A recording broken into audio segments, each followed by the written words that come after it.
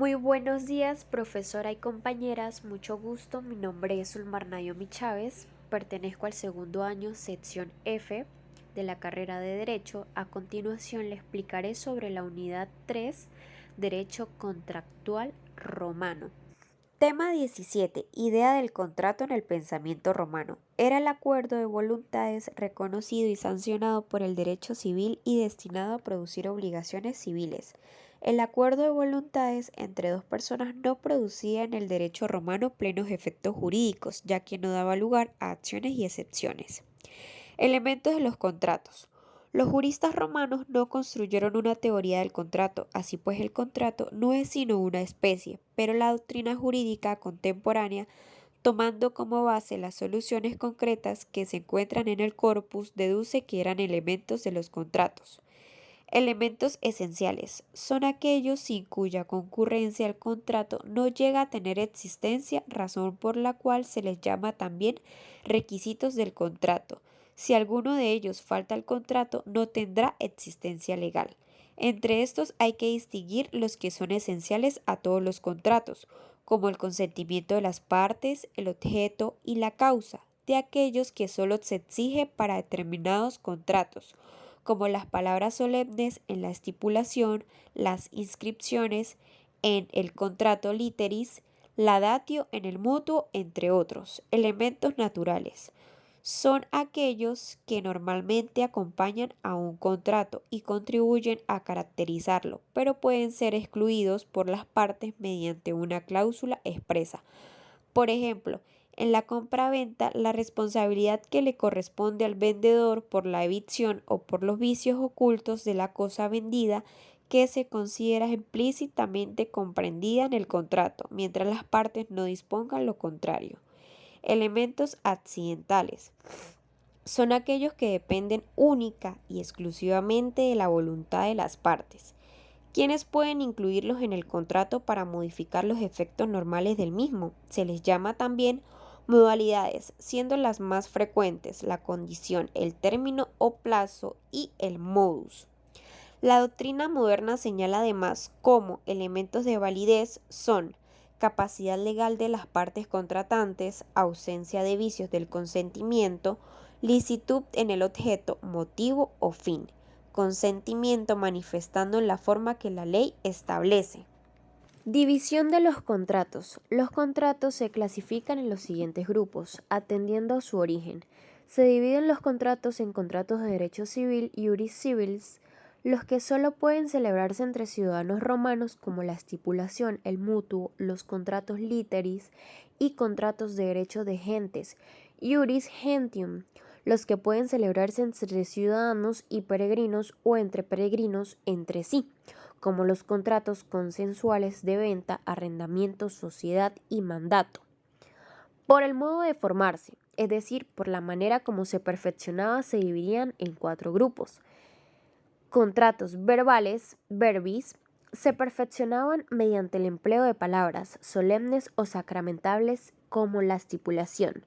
Contratos literales, literis, se perfeccionaban mediante asientos realizados en los registros o códex que llevaban los ciudadanos para anotar las operaciones comerciales que realizaban, como ocurría con los nomina transcriptia a rein personam y los nomina transcriptiam a personam in personam. Contratos reales. Se perfeccionaban con la entrega de la cosa, como el mutuo, el comodato, el depósito y la prenda. Solo requerían para perfeccionarse del consentimiento de las partes contratantes, como la venta, el arrendamiento, la sociedad y el mandato. También se dividían en contratos formales, los que requerían para su perfeccionamiento el empleo de formas solemnes, como los contratos verbis y los contratos literis. Contratos no formales no exigían formalidad alguna para su formación, como los contratos reales y los contratos consensuales. Según los poderes de apreciación del juez, se dividen en contratos de derecho estricto, aquellos para cuya interpretación el juez no debía tomar en cuenta ninguna circunstancia extraña a los términos del contrato, como ocurría con el mutuo, los contratos verbales y los contratos literis. Contratos de buena fe, aquellos que debían ser interpretados por el juez, quien gozaba de amplitud para apreciarlos según la equidad y teniendo también en cuenta la buena fe y la intención presunta de las partes como el comodato, el depósito, la prenda y todos los contratos consensuales. Desde el punto de vista de sus efectos se dividían en unilaterales, los que engendraban obligaciones para una sola de las partes contratantes, como el mutuo en el cual lo único obligado era el mutuario o prestatario, al igual que la estipulación en que el único obligado era el prominente.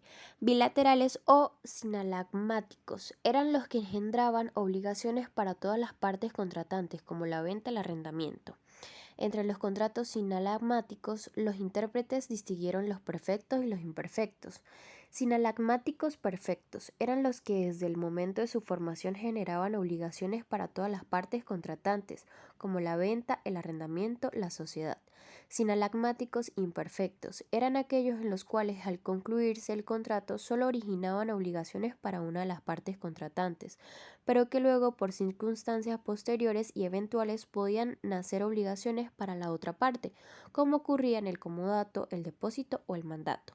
Los contratos unilaterales eran de derecho estricto, en cambio los sinalagmáticos, tanto perfectos como imperfectos, eran de buena fe. Por su naturaleza, se dividían los contratos en gratuitos, aquellos que proporcionaban a alguna de las partes una ventaja sin que existiera contraprestación o desembolso de su parte, como ocurría en el mutuo, el comodato, el depósito. Onerosos, los que implicaban sacrificios o desembolsos económicos recíprocos, estos se subdividían en conmutativos, cuando las prestaciones a cargo de las partes eran ciertas, como ocurría en el comodato, depósito, prenda y sociedad. Aleatorios, cuando éstas dependían de un acontecimiento incierto, como el contrato de seguro, la renta vitalicia. Por la dependencia entre ellos pudiera existir, los contratos se dividían en principales. Cuando no dependían de otro, existían por sí mismos, como la venta, el arrendamiento. Accesorios, cuando su existencia dependía de la existencia de otro contrato, al cual iban unidos, como la fianza y la hipoteca. Atendiendo a su calificación, se dividían en nominados, aquellos a los cuales la ley les había asignado un nombre, como la venta, el comodato o el arrendamiento.